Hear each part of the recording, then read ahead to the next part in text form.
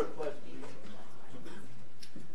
I pledge allegiance to the flag of the United States of America and to the republic for which it stands, one nation under God, indivisible, with liberty and justice for all. First United Methodist Church.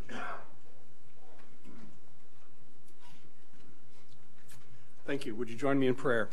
God of hope and grace, we come this evening to ask for your spirit, your wisdom, your insight to be upon us all. I pray that your blessing would be upon the men and the women of around these tables that are making decisions on all of our behalf. Give them your wisdom and insight, and give us all your wisdom and insight as we seek to be citizens not only of this community, but also this great nation. God, pour out your love on all of us. May we seek to serve you and your love every day. And I pray this in Jesus' name. Amen. Amen.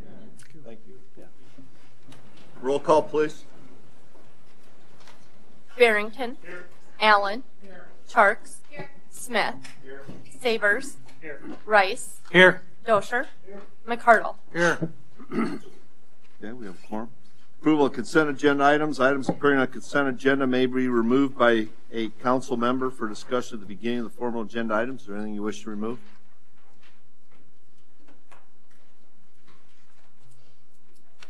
Mayor, nothing to remove, but I just wanted to note the sales tax collections, where we were at, and obviously we ended up, but there's a little story behind it, so maybe we can spend just a few seconds on that. Sure. I'm going to pull up our overview. As you know, we started tracking sales tax on a monthly and a quarterly basis, a little bit different maybe than we had previously for the past couple years. When you're Sorry, I can't see. When you're looking at the collections with just what was collected for 2018 through December 31st, it would show that we're 4.6% above where we were last year. As you know, we did have an anticipated one-time purchase from a business expansion in town. So when we factor that kind of maximum amount off, it would still put us at a 0.6% increase over previous years. Couple things that I've noted just to point to everybody's attention. If you look at our quarterly collections as a percentage of the total sales tax for the year, our first and second quarter continue to stay kind of flat in comparison to the 15-year average, 10-year average, and 5-year average. But when you look at third and fourth quarter, you'll see third quarter has went up in the total collections for the third quarter in comparison to the total collections for the year. And then fourth quarter has went down over those last 15 years. The other thing to point out is if you look at the December collection, and here's our 15-year history for December. I'm going to make it bigger because I can't see it. Apologize about that. You can see that this year at $657,000, we were $100,000 more than last year, and really higher than most every other year in the last 15 years, except for 2 times, which was this year, and actually we were still above this year. So 2015 was the only year that would be higher than that.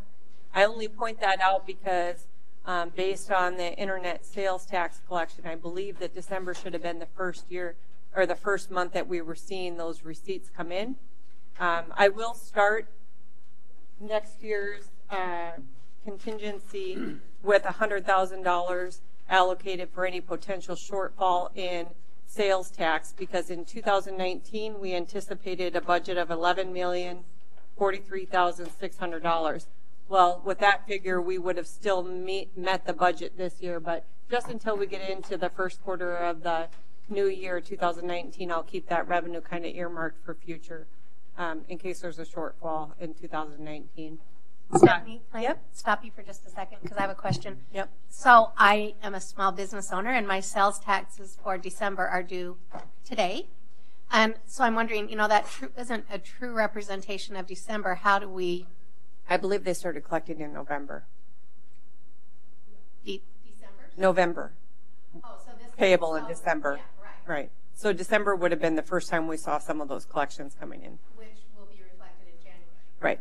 No, December, because November they were due in December. So we had some of those payments received in December, which would have been sales in November.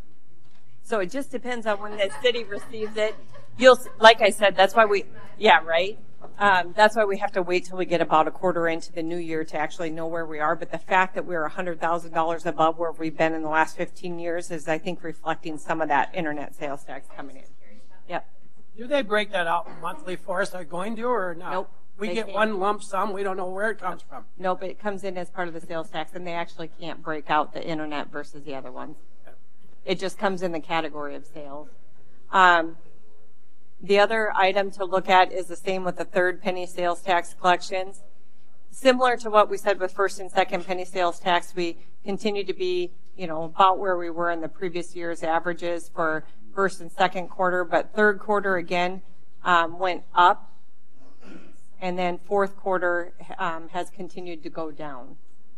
So we'll continue to monitor that. Like I said, we won't really know where we're falling with that internet sales tax until we get 3 or 4 months into a new year to see how that compares to previous years. But we will start the 2019 calendar year, fiscal year for the city, with about $100,000 in contingency earmarked in case there is a shortfall from budget. So, any other questions? Sorry, Susan, I answered that clearly for you.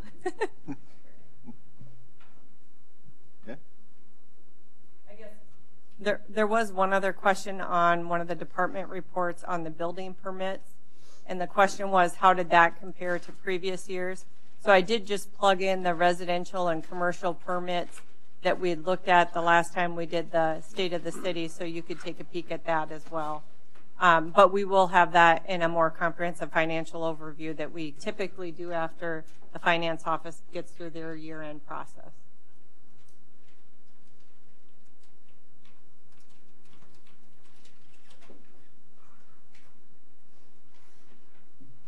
Further discussion? Entertain a motion. Consent agenda. Second. Motion by Mrs. Chark, second by Mr. Rice. Further discussion? Does anybody in the audience wish to address this?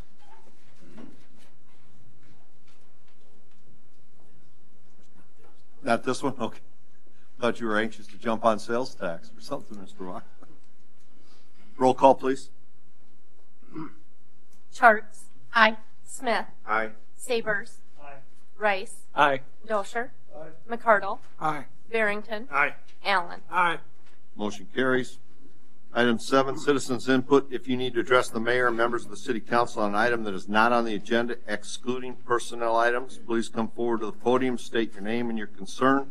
Presentations are limited to 3 minutes. Items will be considered, but no action will be taken at this time. Mr. Hawks. Good evening, Honorable Mayor and members of the council. I apologize for my excitement to present to you. One of the things that we're working on, Mark Fox, Mitchell Area Development, Mitchell Area Chamber. I'm here representing the Chamber, CVB Tourism, Mitchell Main Street, and Development tonight. One of the things that we've been working on diligently in my brief time here is a communications strategy and plan. And on behalf of Jared and Sonia, who are in the audience with me tonight, here to share with you that as that relates to you and the City Council, we will be providing you with quarterly reports with information and reports from all of the agencies across the street at 601, again on a quarterly basis.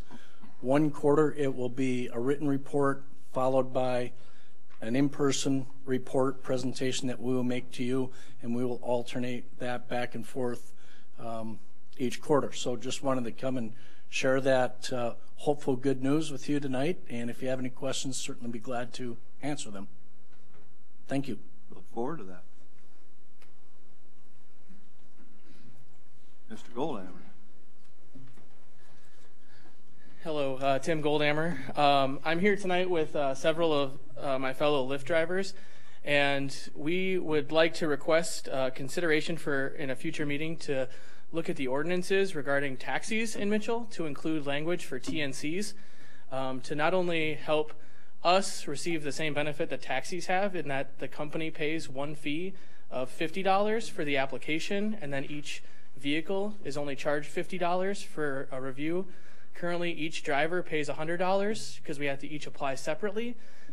because of the language of the ordinances that are currently written. And so we're hoping to have that updated, and that way Lyft could apply, and then each vehicle inspection would be $50 after that process was complete. And I can certainly open it up to questions. There's a lot of good things that could come about from this. One, it would certainly, I think, open the door for more drivers to come on board with Lyft, specifically during those peak times, during bar rush, when there's a limited capacity to the number of drivers that Mitchell has for taxis and other services of those natures at this time. But also, I think it would allow a fair playing field for all taxi services in Mitchell. So if you guys have any questions, I'd certainly be willing to answer them. But Tim, just out of curiosity, what kind of a background, what does Lyft do? What's the application process within Lyft? Absolutely. So you have to send them your current insurance, your registration, and that's annually. They have monitors in place. They actually notified me before the state did that my vehicle's licensing was about to expire. And so I had to send that to them yearly, and then they do a background check upon application, and then that's what I don't know what the total process is there, but there is a background check that you have to pass, and then you're approved to drive. And then above and beyond that, every passenger has the ability to rate their driver, and so any passenger who rates a driver 3 stars or below would never be paired with that driver again. And so there's a per ride continuation check on the driver's vehicle, safety of how they're driving, and how the passenger perceived things like conversation, cleanliness of vehicle, all of those little things that you formulate an opinion on in a taxi ride, but sometimes don't have the opportunity to express. All right, well, thank you all. Thank you.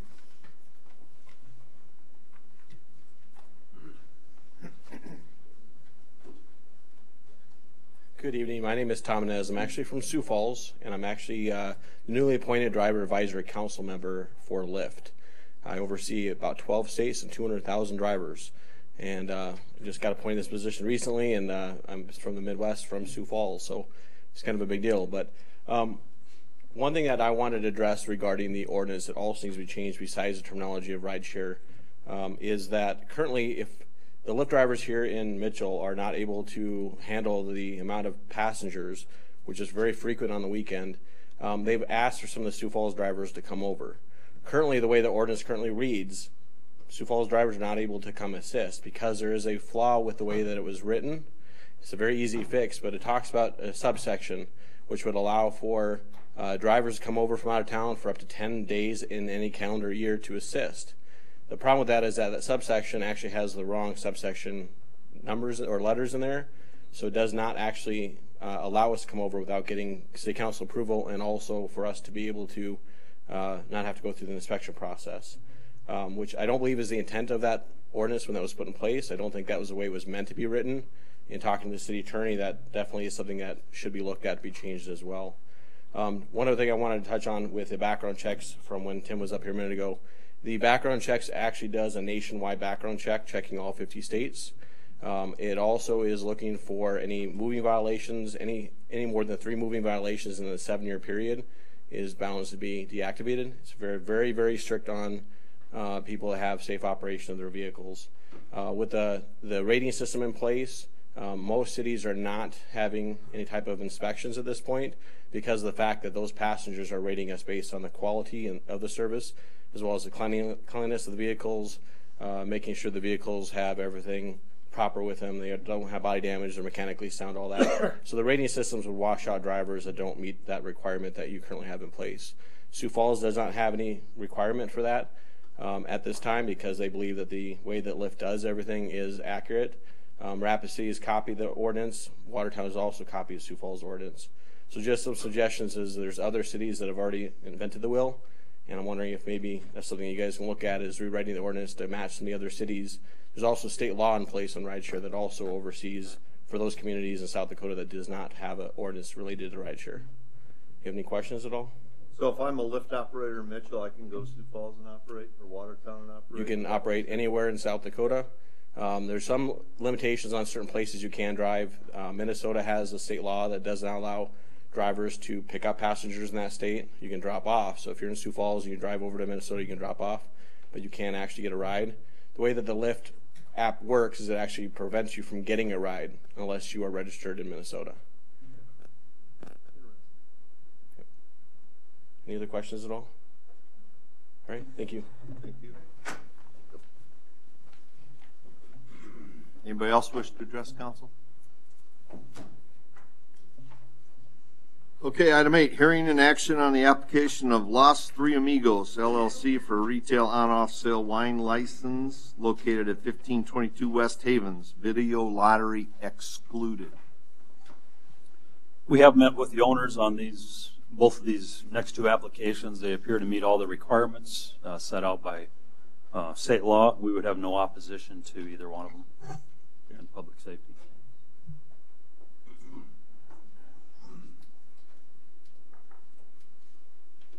This is the old Country Kitchen building on West Havens. Yep.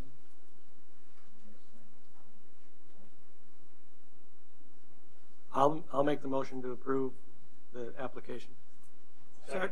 Motion by Mr. Rice, second by Mr. Barrington. Further discussion? Anybody in the audience wishes to address this one? Okay, all those in favor of the motion signify by saying aye. Aye. Opposed, nay. Motion carried. Item 9, hearing and action on the application of Los Three Amigos LLC for a retail on-off sale malt beverage license located at 1522 West Havens, video lottery excluded. Move to approve. Second. Motion by Mr. Barrington, second by Mr. McCardle. Further discussion?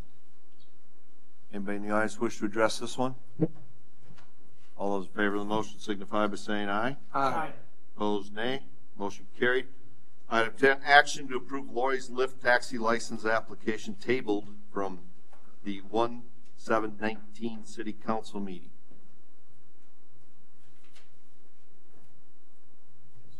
Mr. Coster, you want to come forward and refresh everybody on?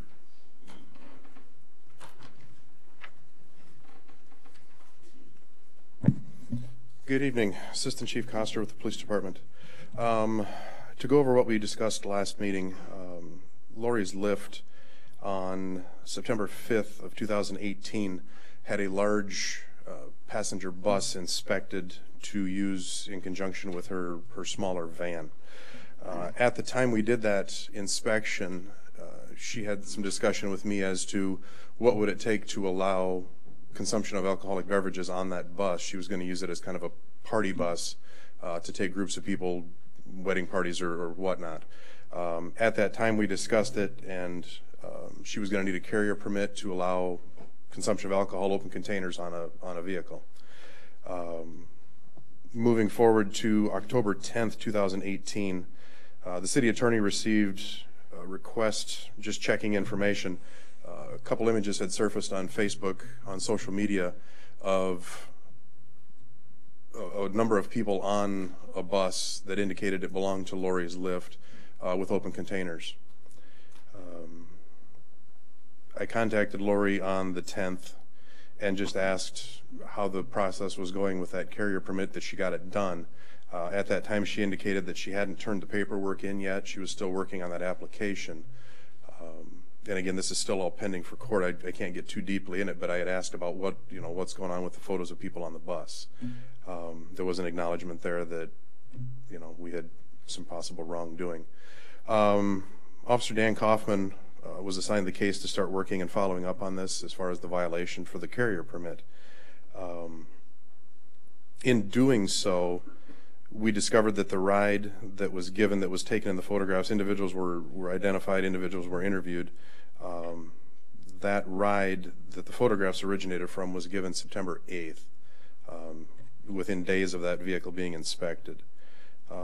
Throughout that process, the state of South Dakota, working with the revenue people, said that they had no license for sales tax for Lori's Lyft or Lori Clausen until an application was received October 4th of 2018. To go back just a bit, October 16th, 2017, this council approved Lori Clausen's taxi for the first time. That first van was inspected October 19th, 2017, effectively putting Lori's Lift in business. December 18th, council approved renewal of license for the year of 18 for the same company. So according to the sales tax people in South Dakota, there was no record of a sales tax license for that company or that individual until application October 4 of this year. Currently, Ms. Clausen does have a valid sales tax license. She currently does have a carrier permit. She still has action pending with the state's attorney? Yes, sir. Okay. Any questions of Mr. Costner? I have a question for Lori. Have you paid your back sales tax at this point? Yes. You want to come up and...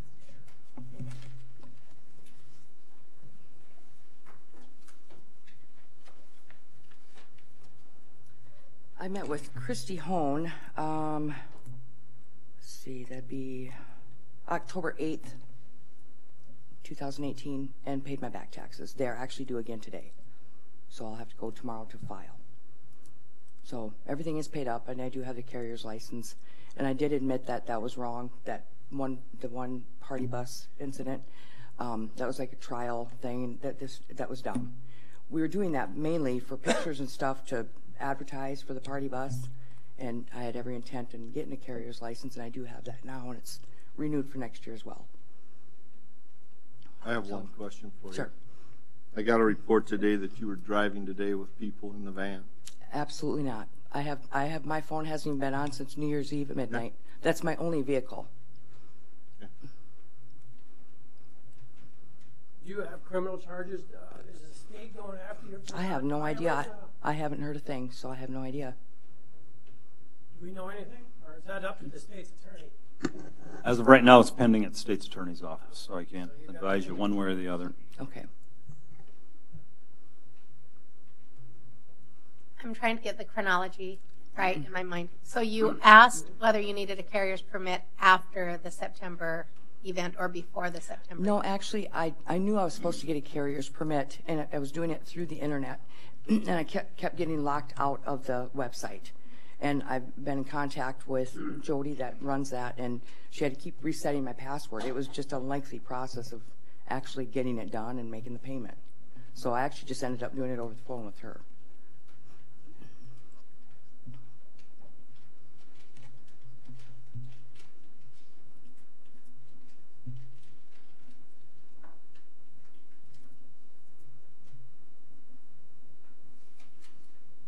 Well, I don't know. It'd be a little difficult to give a license to an individual at this point, but pending charges, I'm almost thinking maybe we should let the state's attorney determine if there's charges or drop or whatever, and then we can circle back around and take a look at this, unless I'm missing something here, Justin. I guess it's up to you. I don't know when or if the state's attorney will be making a decision on that. So you can certainly deny or table the license, or you can decide to issue it and make it subject to review after or if the state's attorney does end up filing those charges. So we could table it until everything's done and said, right?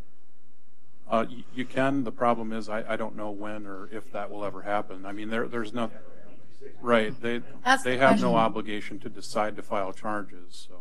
And so if we wait, and what if there are no charges that are ever filed? Right. I mean, that's a possibility, correct? It's a little disheartening to me that you were one of the main people to come forward with Speedy Taxi with all their shenanigans. And yet you did not have your ducks in a row. You didn't have a sales tax license. You weren't paying your sales tax. Well, it's a learning process for me, and I'm doing everything I can now to But you do knew the right thing. you should have had those things. Right. You're right. Yeah. Well, I'm going to stick my neck out on this one, and I'm going to move that we approve Lori's Lift's license, with the caveat that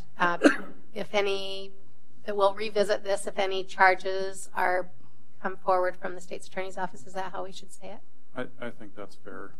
If we find out that there have been charges filed by the state's attorney's office, we can at least bring it back for a review, and the council can decide what to do with it from there. And the reason that I say that is I think it would be, I'll give you a second, Susan, then you can have Okay, one. thanks. Yeah, thank you. No, I just think that the fact that you have remedied all of the issues that you had and that you've paid your back sales tax, that's huge, and that you've gone ahead and gotten the permit that you needed, I'm going to move approval of this license. Thank you. Okay, we have a motion by Mrs. Chark, second by Mr. Barrington. Further discussion? I feel there should be a penalty for myself, but Did you have a fine? Did you have any? Did you have to pay interest on the back sales tax? I don't know. Yes. So there was a fine imposed for that. Yeah. Go ahead. Anybody in the audience wish to address this?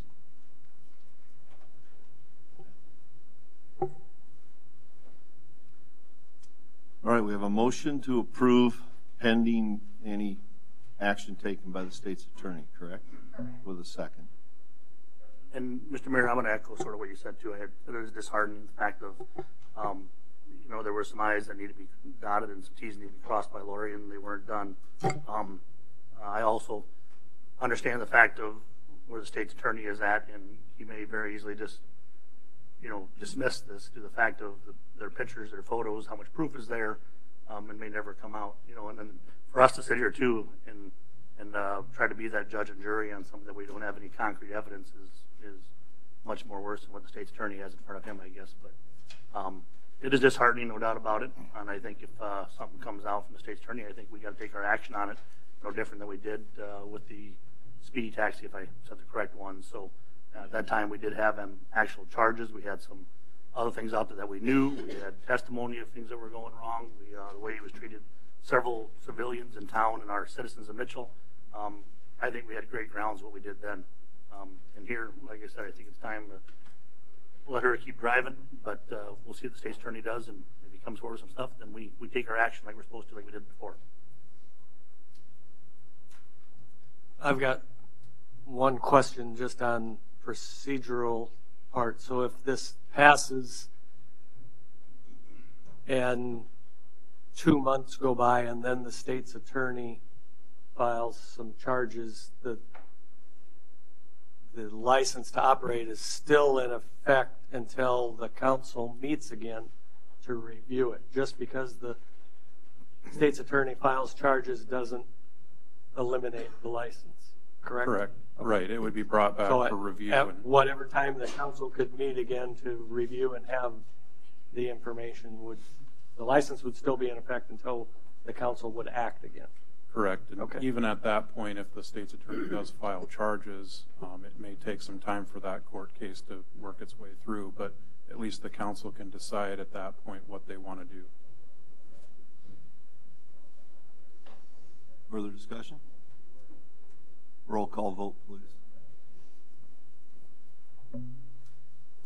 Sabers. Aye. Rice. Aye. Dosher. McCardle. No. Barrington. Aye. Allen. No. Sharks. Aye. Smith. Aye. 6-2. Okay, motion carries. Item 11, action to approve agreement A 2019-01 Servicemen's and Legion Cemetery Maintenance Agreement. Mr. Thurman.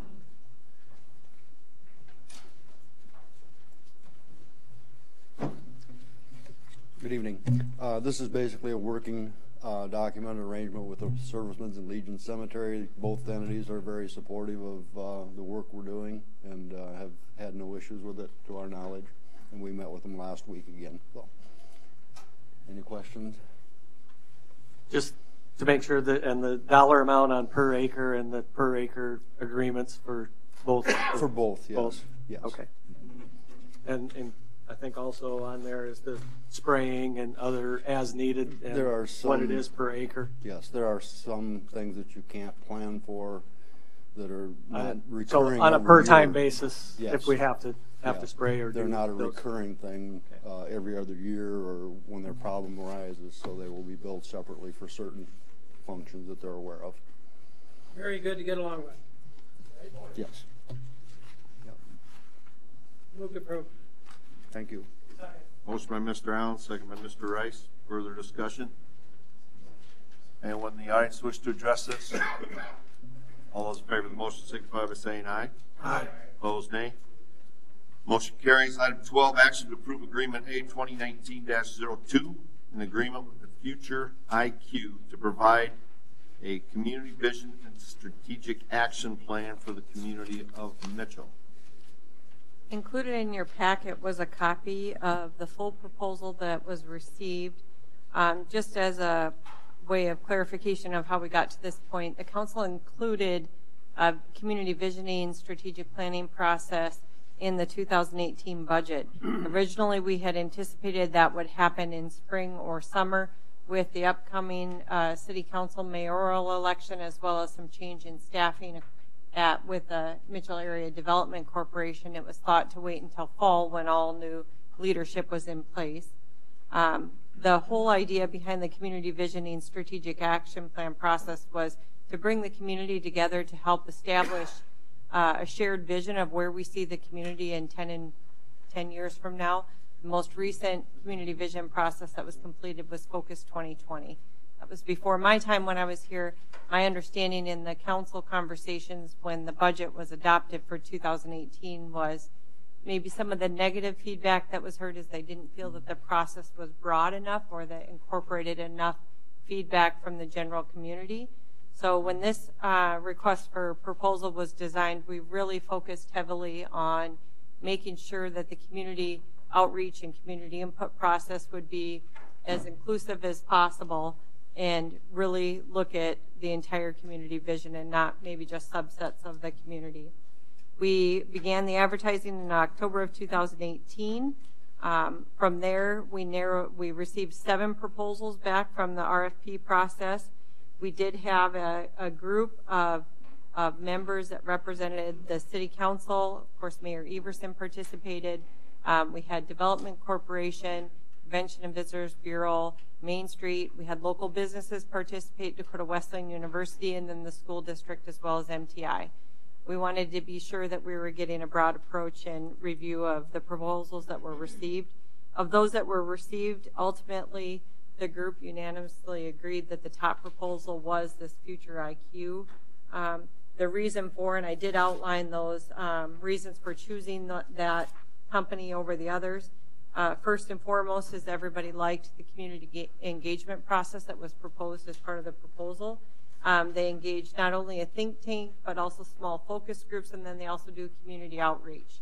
When we were looking for how to phase and time the proposal, we did have them break it into 2 different phases. The reason why is we wanted to ensure that the community engagement process happens before May, because we know we have students that may leave town at that point with Dakota Wesleyan or MTI or high school students, and we just want to make sure that they're engaged in the process.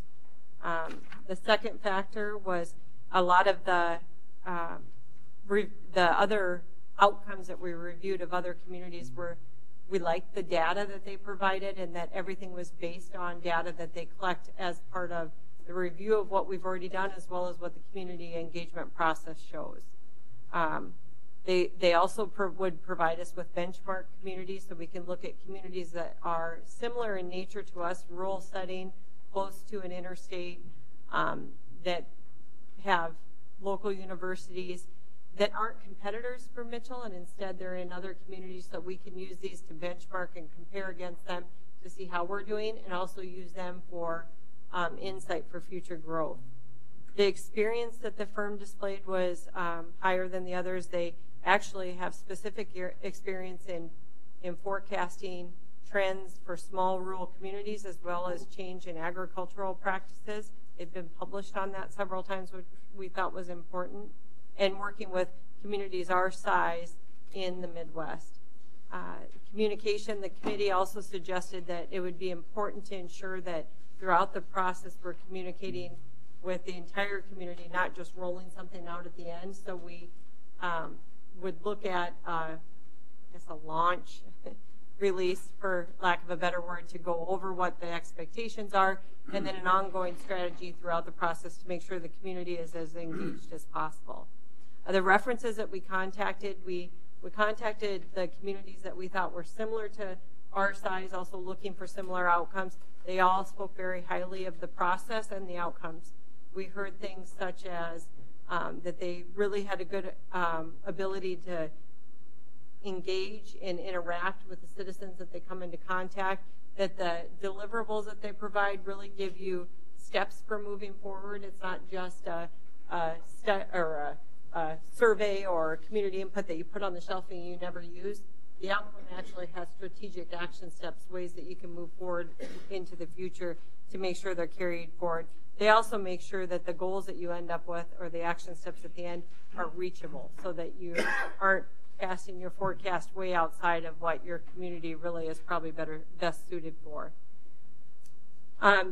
Of course, in the 2018 budget, what we had put out for a budget amount was $30,000. When we received the proposals in, this total price of this project came in at $66,500. That is significantly above what the original budget was. We didn't base that budget experience on budget request on a firm quote. We just put a dollar amount in there. We did review each of the proposals in depth, or each of the options that the proposal provided, and the group really felt that if you eliminated any of those options, you really wouldn't be getting a good result or the outcome that the community would need in moving forward. I did give you an option of how it could be funded if the council chooses to move forward. Like I said, we did have $30,000 in the 2018 budget. You did have some remaining unspent funds in the city council budget that could be allocated, as well as the contingency fund, and that would have to be done through a supplemental appropriation process that we typically do in March. But with council's approval, I would note it right next to Marty's bathroom for the Sandy Beach. I have not forgotten. So that when we get to that process in 2019, it would be included or moved to the 2019 budget. I didn't want you to think I've forgotten, Marty. Appreciate that. Yep. I did provide some feedback that we got from some of the participants, and as City Council President and Vice President, so Steve Rice and Susan Joggs participated, and also Mayor Everson, and I'm sure they could speak to the process and the proposals that were received as well, but hopefully that at least gives you an overview to start the discussion. Stephanie, 6 months or 8 months ago, we did a study, I believe, on retail leakage. We partnered. How come we're not partnering with the Chamber, the Mitchell Industrial Development?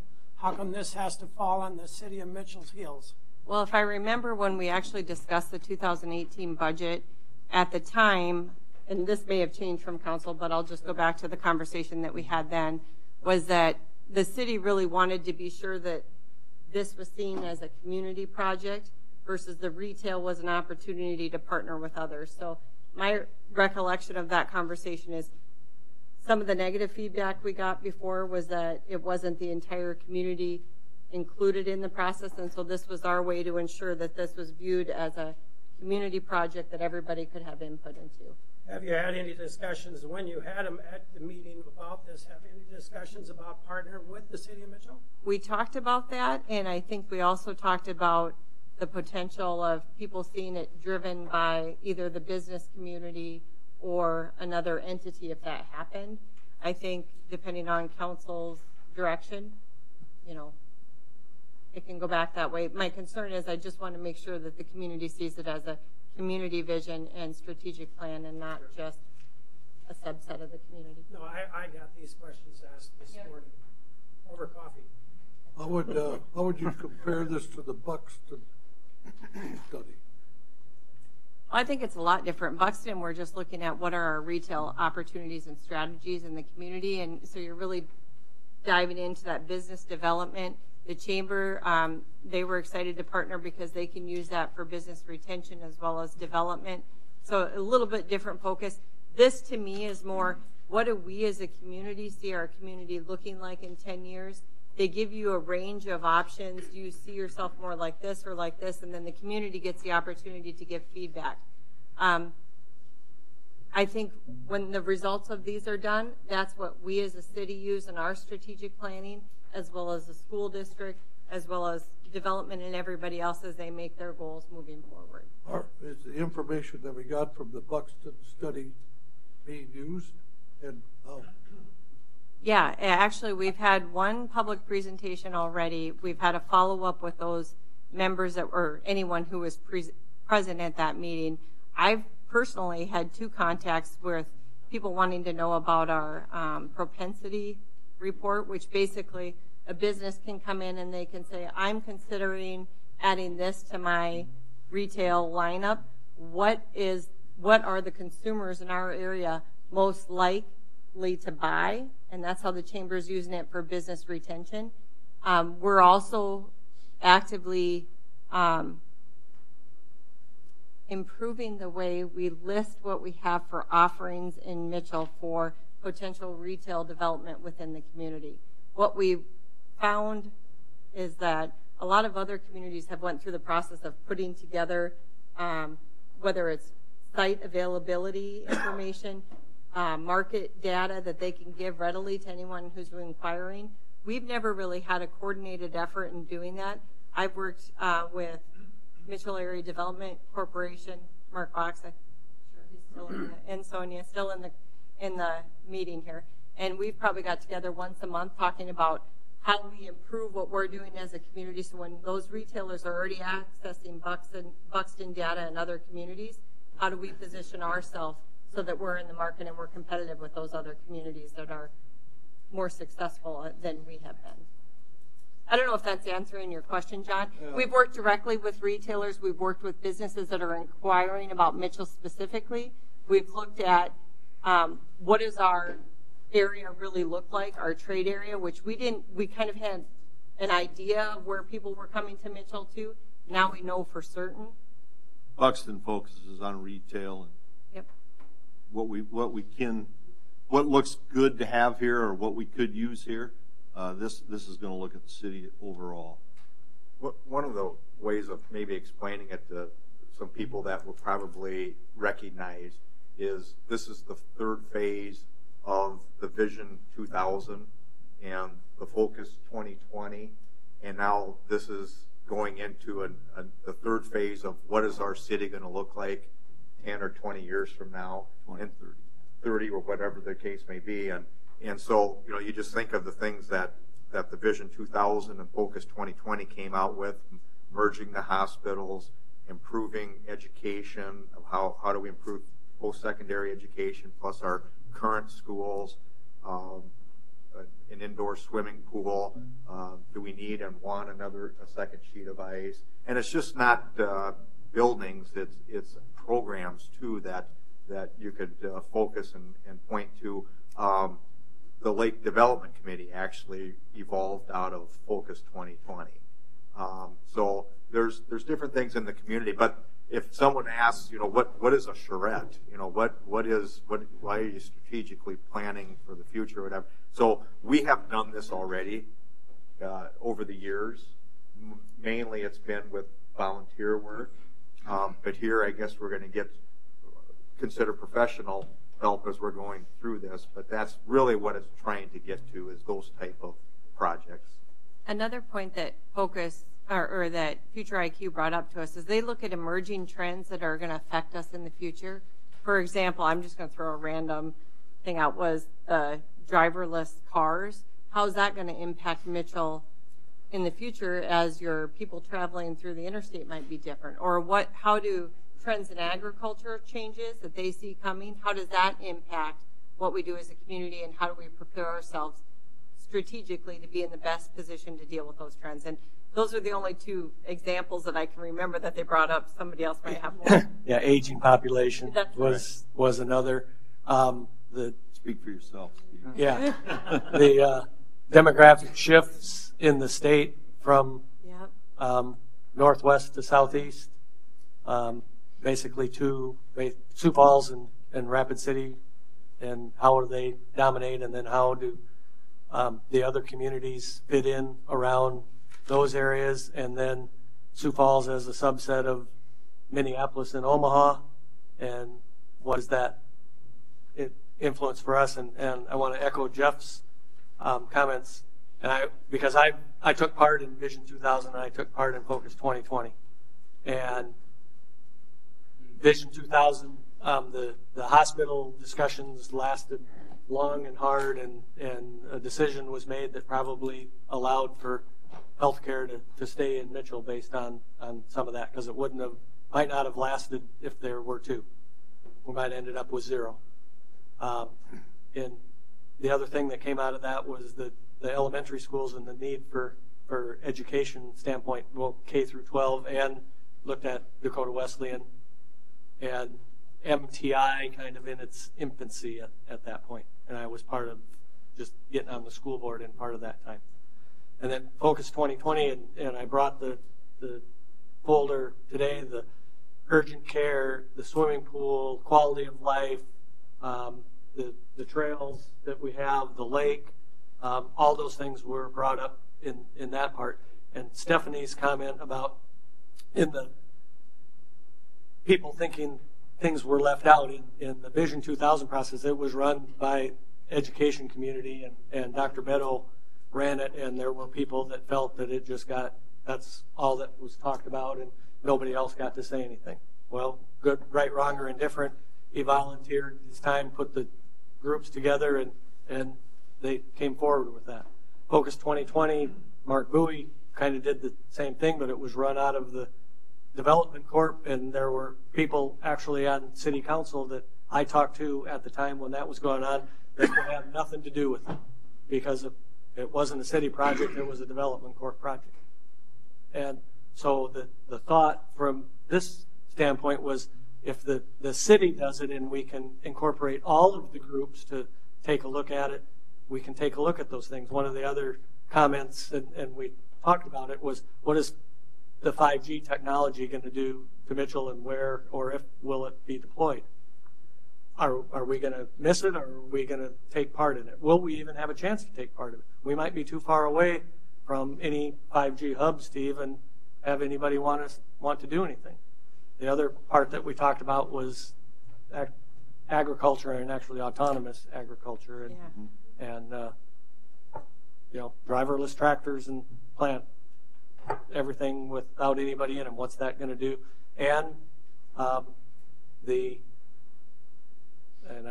going to have the term wrong, but farm to plate tracking of cattle and pigs, and how is that going to influence us, and what's that going to do in our area?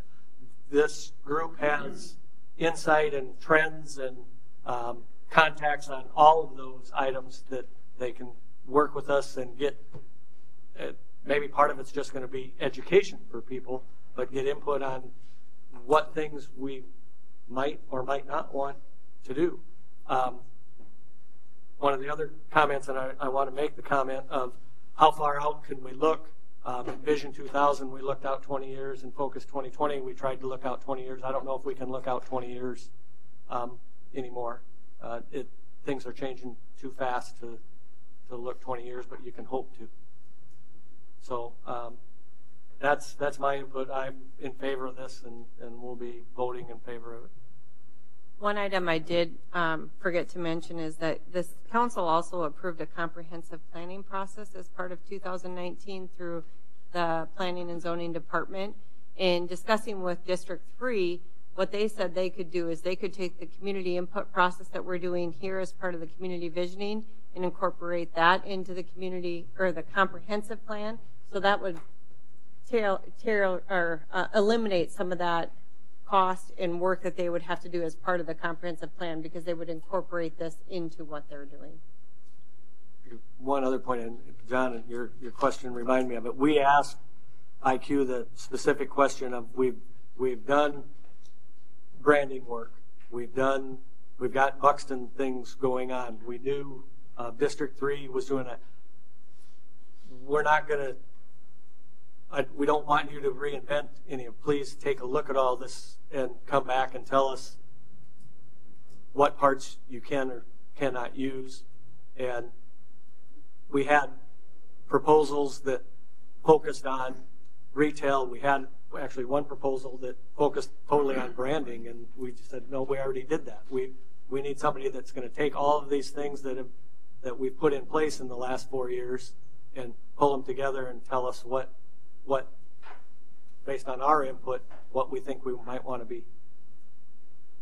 Appears to me like the Vision 2000 and Focus 2020, we've got a bunch of local leaders in town and got all the input and information we needed with our local people, because that we're here every day, we know what's going on. I think that they did a good job. Great. We did. You got somebody who can stand up and volunteer to do that? I'm sure we could. I don't. You think so? I don't know, but They did do a good job. There's no question, but they were also. I hear a lot of people tell me that one of the hits foolish was to spend that kind of money. That's what I heard today.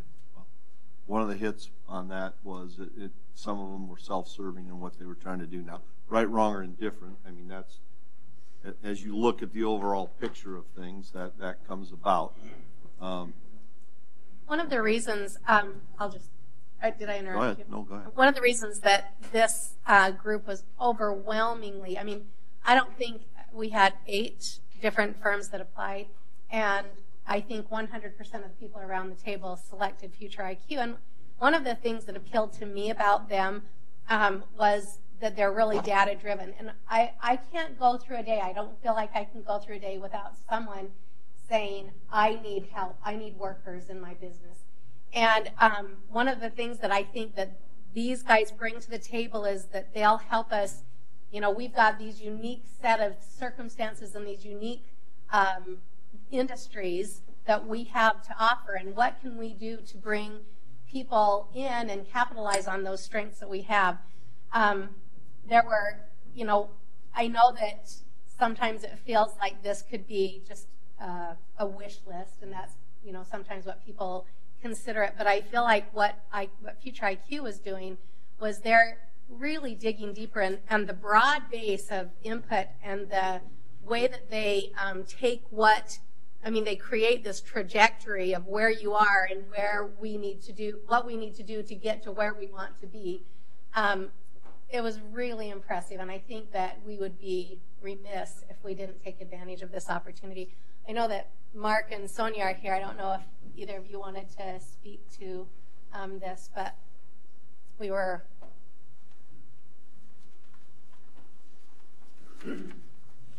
Honorable Mayor, members of the council, Mark Fox, Mitchell Area Development, Mitchell Area Chamber. Thank you for the invitation to share a few thoughts with you. In my brief time here, which is roughly about 120 days now, one of the first things I've done is to meet individually with business leaders, civic leaders, elected officials, community leaders from across the region. And if there's been one common theme, it has been a tremendous amount of enthusiasm, a tremendous amount of potential that you and others as business and community leaders see for this community. There is so much potential, and the time is right, and the opportunity is right for Mitchell to become the community that it can be. Some of you heard me speak a couple of weeks ago about 4 pillars, and I'll briefly touch on those, of regional development, business development to include retention, recruitment, and entrepreneurship, workforce development, and quality of life. Really, it comes down to people, attracting the people that we want to attract, and we're in competition for all the talent with every other community across the country. We need to find those things that make us unique and leverage those assets. The retention of people, trust me when I tell you, all of the young people in particular that live here and are here right now are being recruited and encouraged to move out of here to other communities. This is an investment in your future, in our future. I strongly encourage you to go with this plan because the future's coming. It really comes down to, do we want to have a say in that, direct it, manage it, Or do we want to let it happen by happenstance and see where the chips fall? This truly is an investment in our community and in the future of Mitchell.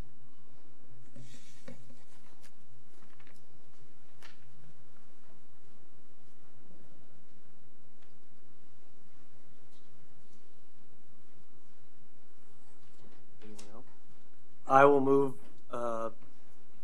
to approve and find the right one. Agreement 2019-02. Second. Yeah, a motion by Mr. Rice, second by Mrs. Charts. Further discussion? Anybody else in the audience wish to address this? Probably better have a roll call vote, please. Dosher. No. McCardle. No. Barrington. Aye. Allen. Aye. Charks. Aye. Smith. Aye. Savers. Aye. Rice. Aye. 6-2. Motion carried. Item 13, action to approve agreement A 2019-03, Animal Shelter Lakeview Veterinary Clinic. I don't have a whole lot to say on this. As I said in my staff report, this is mostly just to modernize and simplify the agreement, bring it more into what the actual practice has been recently. I mean, the last time this agreement was updated was when it was initially made back in 1998. So I'll open it up to council questions. What have we done? Anything different or? Well, we changed the fee structure a little bit. We moved it more towards a flat fee. You go down, yeah, you can see now that we've only got three different fees, and the only one that's going to be a consistent amount is the management fee, which will be that $900 per month. You used to have that and probably 3 or 4 other fees that would get charged on an occurrence basis. Now the only thing you're going to be paying is that management fee and the occasional per occurrence euthanasia fee, and they've got different rates depending on whether it's a dog or cat or large or small animal. So that was one of the bigger changes, is bringing that amount and that fee structure into a little bit more manageable fashion, I guess. We also did some work in allowing some additional services to be performed by a third party. So Mitchell Animal Rescue has been doing quite a bit out there in relation to the shelter operation, but it's never been in writing. And the old agreement didn't have the clearest language to allow for that. So we've specifically built in some provisions so that now the Lakeview agreement with Lakeview is going to specifically allow for that, and then we'll hopefully bring back an agreement with Mitchell Animal Rescue in a couple of weeks to, memorialize the services that they're going to be doing. So I think as a package deal, it's a lot better and a lot more reflective of the way that it's been working, and it should all still happen within the same budget that the council approved last year. So we had a fairly lengthy discussion about transferring any, I guess maybe it wasn't all in the meeting, but about transferring any money to animal rescue that was saved by not euthanizing the animals. Has that been done heretofore? Not entirely. At this time, we're kind of limited by what the budget was approved from last year.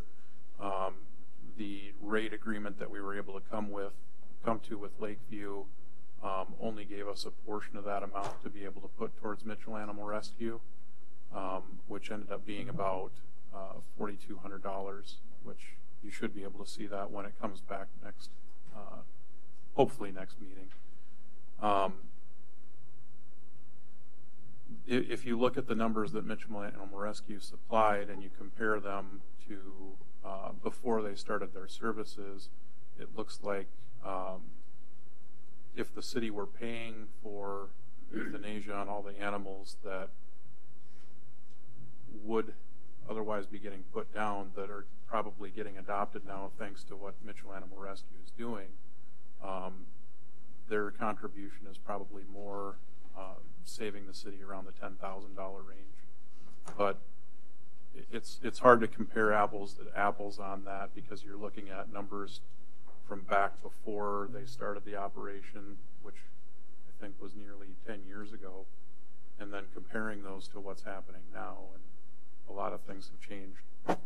I think one positive thing to be said for the agreement is that the way Justin's got it structured, the individuals doing the work for the different portions of the work in the shelter are now being compensated for that. So recognizing what Mitchell Animal Rescue is doing while still fitting within the existing budget, council will have the opportunity to have the discussion about what that dollar amount should be in the future.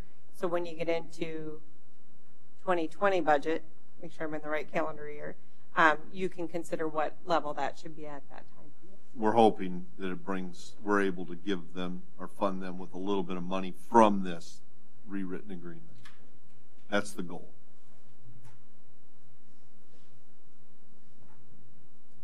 And I think it's also just brought up a lot of really good conversation with both groups that Justin and Lyndon have had with both the shelter and Mitchell Animal Rescue. So I think in all, it's a very good end result of those conversations as well. Move to approve. Motion by Mr. Allen. Is that who it was? Okay. Second by Mrs. Churks. Further discussion? Anybody in the audience wish to address this one? All those in favor of the motion signify by saying aye. Aye. Opposed, nay. Motion carries. Item 14, action on resolution R 2019-02, setting recurring small cell facility. Is that what Correct. SCF is? Yeah. Okay. Right-of-way access fee rates.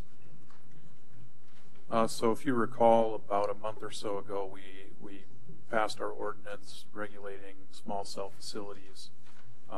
One thing that was left outstanding in there was the amount of the right-of-way access fee, and we said in the ordinance that that rate would be set by the council by resolution.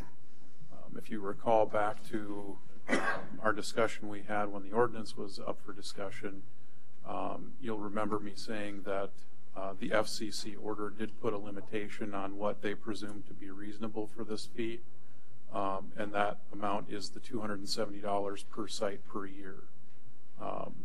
So based off conversations with the mayor and I guess what we've seen going on in other communities, we decided to propose setting that rate at the $270 per site per year, and I guess the council can probably go lower than that, but I would definitely not recommend going any higher. Have they said when they're going to put any up, or do they know? We have not gotten any notice or any applications yet. Again, every time I've talked to somebody from Verizon and AT&T, I like to remind them how much fiber the city of Mitchell has sitting around under the ground. So I think that Mitchell is going to end up being a very attractive site for them. I know that Sioux Falls is up. I just heard it on the radio that they were going to be doing something this in the near future. Right.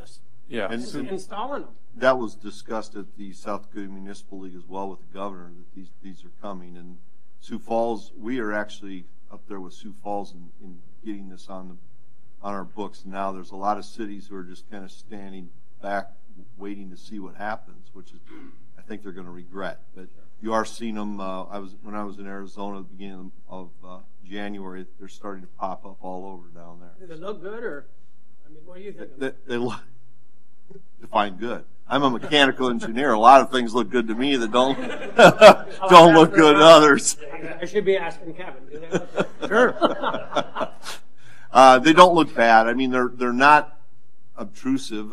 You'll know if you know what you're looking for, you'll notice them. It's But something an engineer but they put together. yeah, basically they're on a light pole. Most of them are on light poles, and they're about every 3 blocks or roughly. Sure. So. All right. And I think one other point on this too is since the fee is just being set by resolution, if something happens where we're seeing a lot of cities now adopting fees a lot lower, council can amend that resolution a lot more easily than you could if it was set into ordinance. So you have flexibility to look at that later if something changes within the state. I'll motion to approve. Second. Motion by Mr. McCardle, second by Mr. Barrington. Further discussion? Anybody in the audience wish to address this one? All those in favor of the motion signify by saying aye. Aye. Opposed, nay. Motion carried. Item 15, action on resolution R 2019-03, a plat of track 1 of Boyd addition in the northeast quarter of the southeast quarter of section 2, township 103 north, range 61 west of the 5th prime meridian, Davison County, South Dakota. The Planning Commission considered this plat at their last regular meeting and did recommend approval. It is outside our zoning jurisdiction, but it's within 3 miles of the city, so that's why the city has to see it. So that's by state statute. So, and it looks like they're just basically platting out of a basically for a small site. And again, my understanding is the County Planning Commission has already seen it. I don't know if the County Commission has. Move to approve. Second. Motion by Mr. Allen, second by Mr. Rice. Further discussion? Anyone in the audience wish to address this one? All those in favor of the motion signify by saying aye. Aye. Opposed, nay. Motion carried. Item 16, action on resolution R 2019-04, a plat of tract 1 of Ned Bed addition, an addition in the northeast quarter of the southeast quarter of section 8, township 102 north, range 60 west of the 5th prime meridian, Davison County, South Dakota. Again, this plat was presented to the Planning Commission. It's kind of very similar to the one you just heard. It's outside our zoning jurisdiction. And my understanding is it's basically relatives. You could kind of see that they're breaking it out for relatives. So. Motion to approve. Second. Motion by Mr. Smith, second by Mr. McCardle. Further discussion? Anybody in the audience wish to address this one?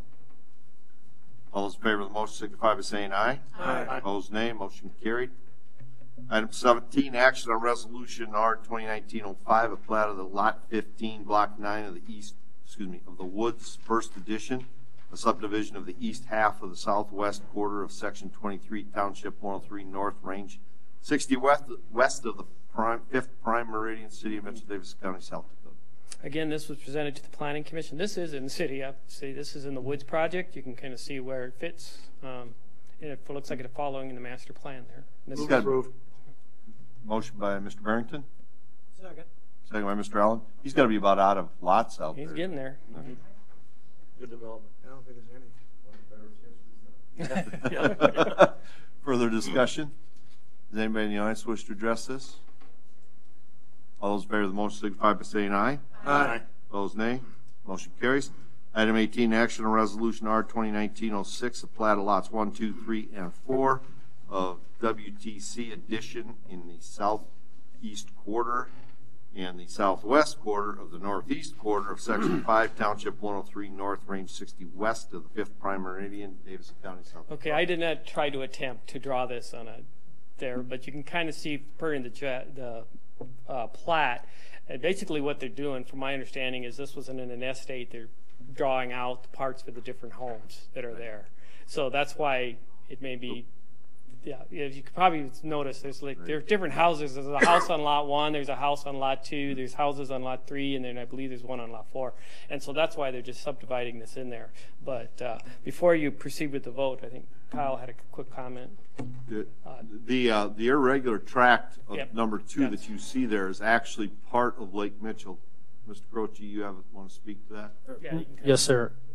Actually, we just wanted to let the property owners know that we're very interested in talking with them about a grazing plan through USDA or NRCS, and talking with them about best management practices for a grazing plan in that area. So if they would be willing to come and talk with us, myself, the mayor, we'll talk with them about the practices of grazing in that area. Yeah, and one of the reasons he's bringing that up is because right now that is open to the livestock that feed in those lots.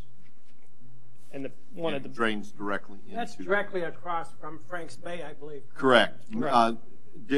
Mr. Dale Porter would live Right to the east. right to the north and east of that body of water.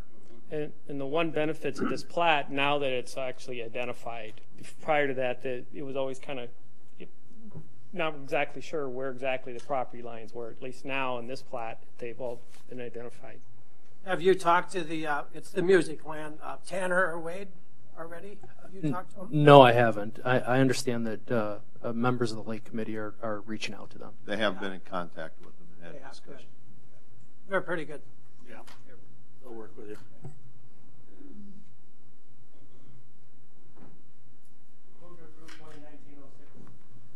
Motion by Mr. Rice. Second. Second by Mrs. Charts. Further discussion? Anybody in the audience wish to address this one? All those in favor of the motion signify by saying aye. Aye. Opposed, nay. Motion carries. Item 19, action on resolution R 2019-07, a plat of Lot 5 in the Tract D Wild Oak Golf Edition to the city of Mitchell, Davidson County, South Dakota. Again, you can kind of see this one's following the master plan that's out there, and this was presented to the Planning Commission, and they recommend approval. Move to approve. Second. Motion by Mrs. Chark, second by Mr. McCardle. Further discussion? Anybody in the audience wish to address this one? All those in favor of the motion signify by saying aye. Aye. Opposed, nay. Motion carried. Item 20, action to approve resolution R 2019-08, a resolution setting water rates for 2019. Ms. Owen, you want to Yep. If it's okay with council, I'm going to speak a little bit to the water and sewer rates together because they are somewhat tied together. They are separate resolutions, but I put a report together that shows the fees combined. The proposal for the water rate increase as well as the sewer rate increase will help us. Well, actually, I'll speak to water rate first. Sorry. Let me pull this up. If you remember, the last time we did an increase, I believe, was at the beginning of 2018. At that time, we had a total base monthly fee of $3. Since then, we did have to amend that base monthly fee to account for a surcharge. We did an amendment in about the middle of 2018, but we did not increase that rate. This proposal would show us increasing the base amount of the monthly fee by $2, bringing the total base fee to $5. So the increase per month per user, regardless of how much they use, would be $2. This listing here shows the current rates in rank order by first-class municipality. So you can see our water rate with the increase. The average is $38.22. The median was $36.21, and Mitchell would be 36.6%. Or $36.36. I'm so sorry, which would put us at 5.1% below what the average is. The last time we did a rate increase, we wanted to look at the total rates together to look at what the total user change would be. I'm going to go through the sewer rates and then I'll show you the totals. The sewer rate increase is necessary in order to accommodate the surcharge that's required for the funding applications for both the Sanborn project and the East Central Drainage project. We got an estimate on what that surcharge fee is for both Sanborn and East Central from Pier, and then we have to implement that in order to show that we've got the funds pledged, which gets us into the 10% debt capacity we've been talking about versus the 5%. Because we didn't want to just increase $10.75 because we know that we had some capacity to fund the planned projects, we actually just moved that base fee from $5 a month to $10.75 a month. So you can see the increase for the user per month is $5.75.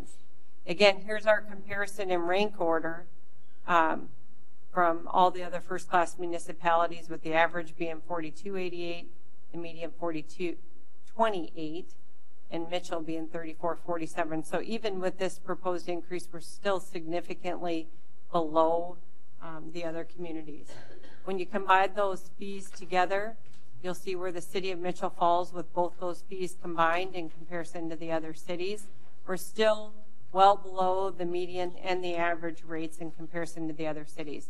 Now, this is the rates that are reported in a study that we get every year from, I believe it's AE2S that does the comparisons. We know these are 2018 rates. We know there's other communities that are having to increase their rates too because they are also applying for SRF funding similar to the city of Mitchell. Pierre has a big one with their new water treatment plant. So I think you can estimate that this is the highest will go on the list because, you know, some of these other ones might go higher as well. A couple other things to point out. We did meet Kyle Croce, the Public Works Director, John Vermillion, the Utility Superintendent, Michelle Bathke, and I met with Leanne Kurzman. She's from the Midwest Assistance Program. She's the same person that came and did the technical review of our abilities to manage the system and whether we had the financing available to manage the system as part of our SRF application. She didn't see any problems with the proposal that we were doing. The only suggestion that she gave us is that the city should at some point consider increasing these rates as you're using more gallons so that you're charging additional fees to those higher end users on either your water or sewer fees. So even though if I water my yard, I'm going to get an extra charge on the sewer because of that, or what?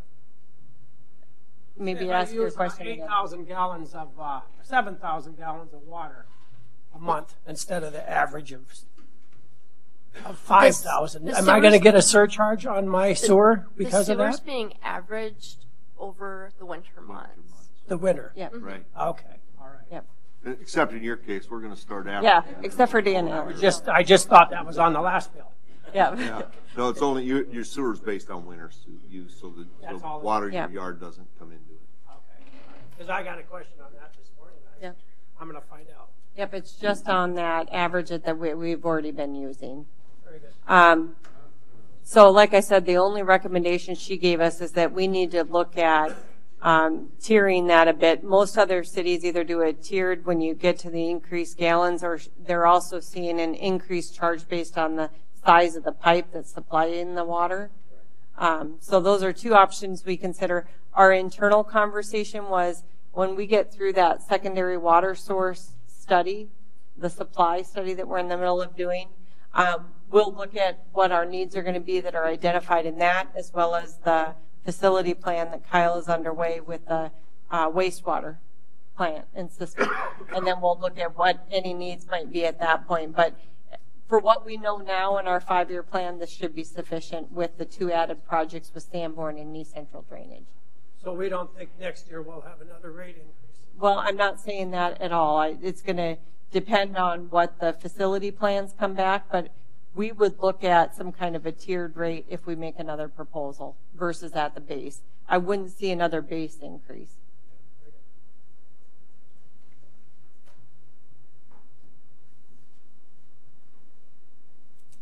Okay. See if I missed anything else.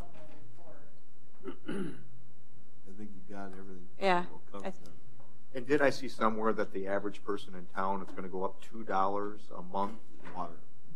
Yep. For water. The water would go up $2 a month, and the sewer would go up $5.75 a month. So the total increase per month is $7.75.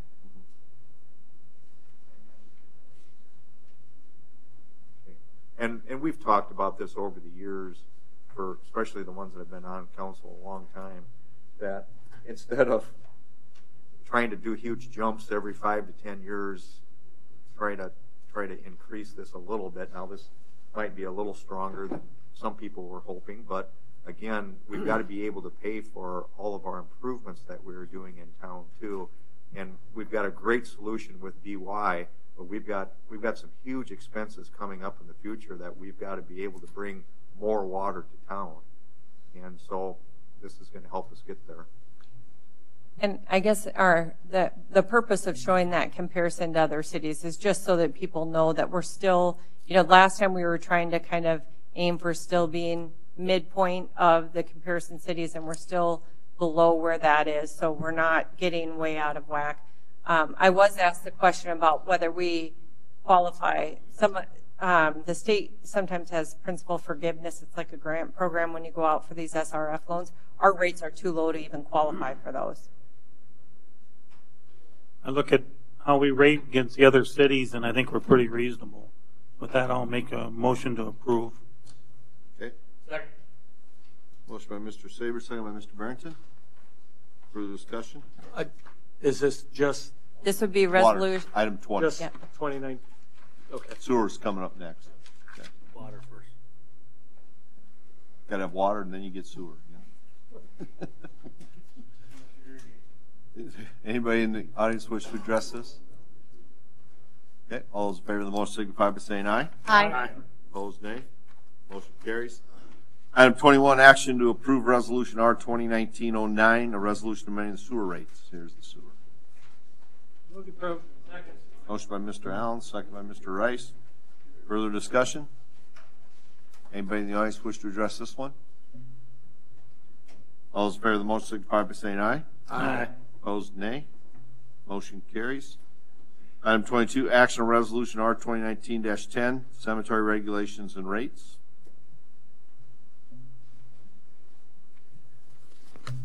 Basically, these are some housekeeping items on the regulations, and then the rate changes were surveyed in the region and not out of line. The Golf and Cemetery Board recommended that we proceed with this if the council approves, and I'll answer any questions you may have.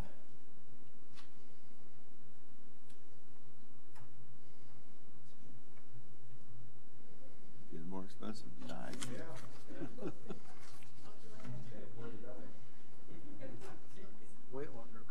When's the last time we've done this? I believe we went up 2 years ago on lot price, and you know, we probably should have won it more at that time. We have a lot of projects upcoming in the cemetery the next couple of years with expansion, irrigation improvements, and equipment needs. So, trying to be proactive in increasing the revenue. Costs, of course, for everybody are going up.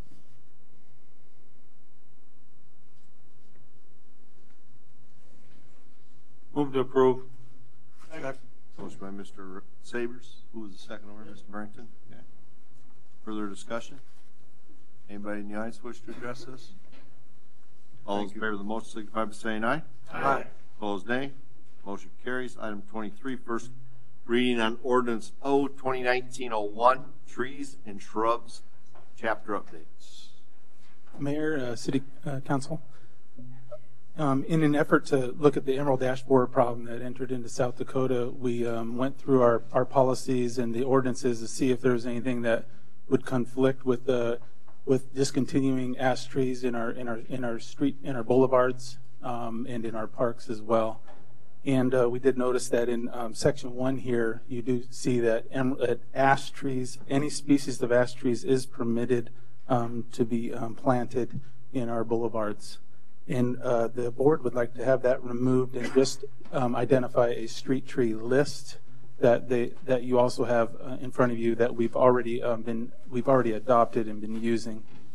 The second section, since we were going to make that change in the first one, we wanted to remove any species of trees in section 1, and in section 2, since we were making some changes, we wanted to reflect some work that we're already doing, and that would be to have trees trimmed to 15 feet in the arterial and collector streets.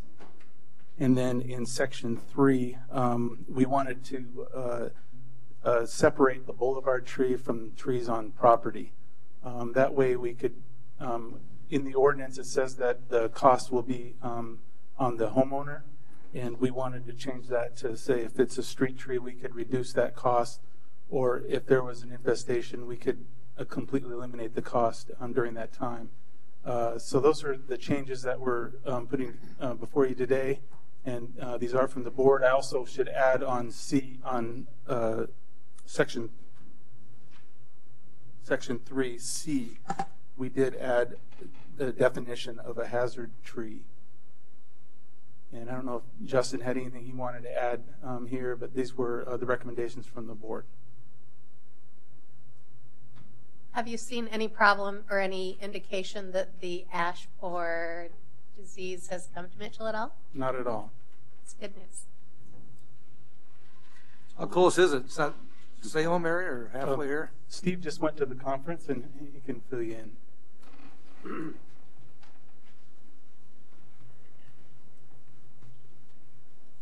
Well, they found it in Sioux Falls last May, and it's kind of isolated one certain area of town, northwestern part of town, and they've gone through all this already, changed ordinance, whatnot, updating stuff, so they can keep control of it.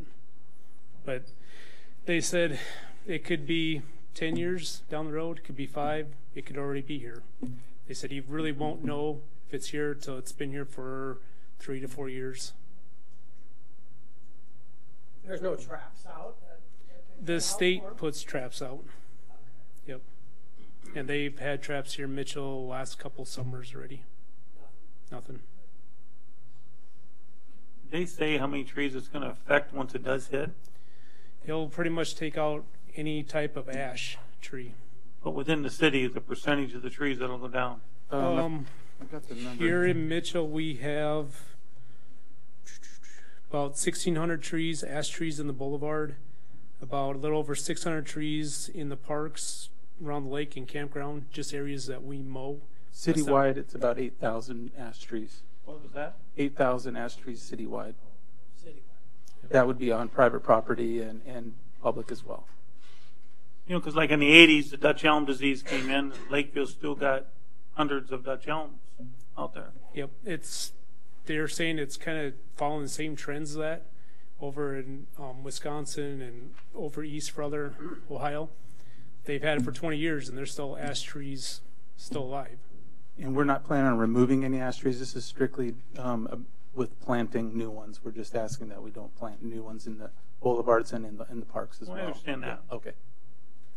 Will you be treating any of the trees? I noticed, I must have been the conference in Sioux Falls you had downtown. Yep, the Arborist Conference. They were showing them how to treat the trees with chemical, which I love chemical.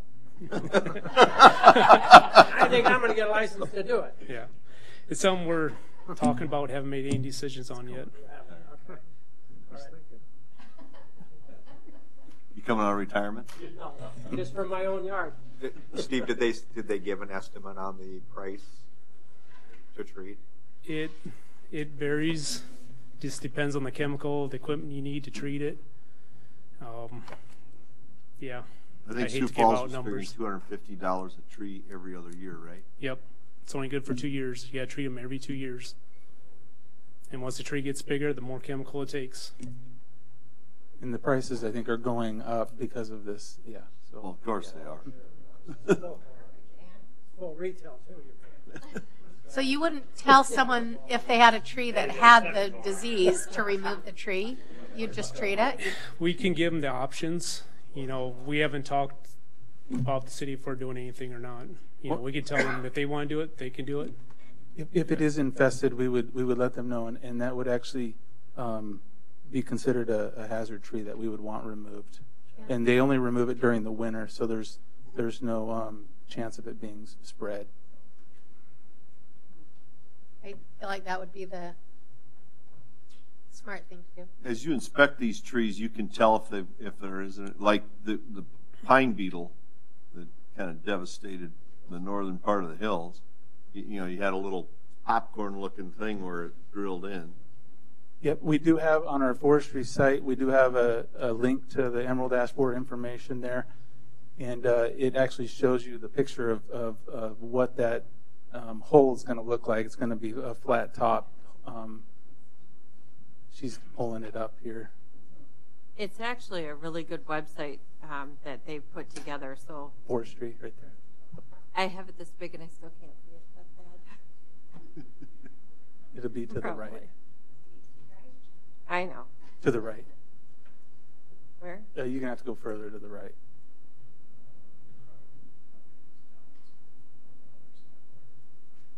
There we go. Right there. And the state got this website put together, but it's really good. The publications, everything, the education. So basically it's just a hole in the trunk or a branch. Yep. They're in the branches, the trunks. It's a D-shaped hole that we're looking for. A D-shaped hole? Yep. It's got to be a D-shape. So it's not like somebody shooting a 22 into my trees. Okay.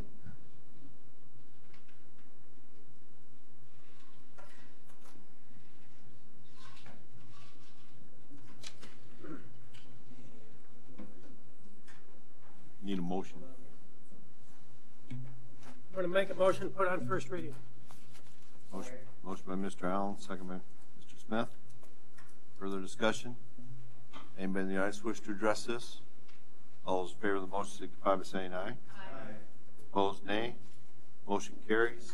Item 24, first reading on ordinance 2019-02, an ordinance that changes the zoning district classification of real property legally described as Lot 9, Block 7, Raleigh's First Edition, City of Mitchell-Davidson County, South Dakota, from neighborhood shopping to R2 single-family residential. Again, this was presented to the Planning Commission, and they did recommend approval. You can kind of see which on that blue outline is where this house was. There's a house that was currently, it's under construction, and that's how it came brought to our attention that now they're looking for financing, and it became on the residential market rather than a rental situation. And so the neighborhood shopping is on those 3 lots, and it goes all the way up to the north. Up here, the old SPN building. Well, there was a mixture of houses in there and commercial, and so that's kind of how this all kind of evolved.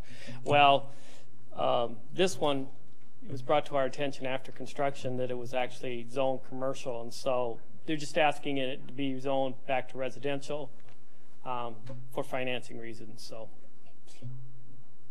and you probably saw in the minutes there too that we're going to probably evaluate a couple of those other houses in there and see if this doesn't happen again. But some of them are used for commercial purposes, so it may or may not be. But this one just came to our attention.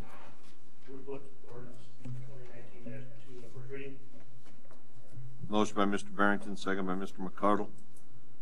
Further discussion? Anybody in the audience wish to address this? All those in favor of the motion signify by saying aye. Aye. Opposed, nay. Motion carried. Item 25, executive session. Motion to enter into executive session according to South Dakota Codified Law 125-23 legal. Motion by Mr. Rice. Second by Mr. McCardle. Who seconded it? Yeah. By Mr. McCardle. All those in favor of the motion signify by saying aye. Aye. Opposed, nay. Motion carried. No decisions will be made after the executive session. No decision.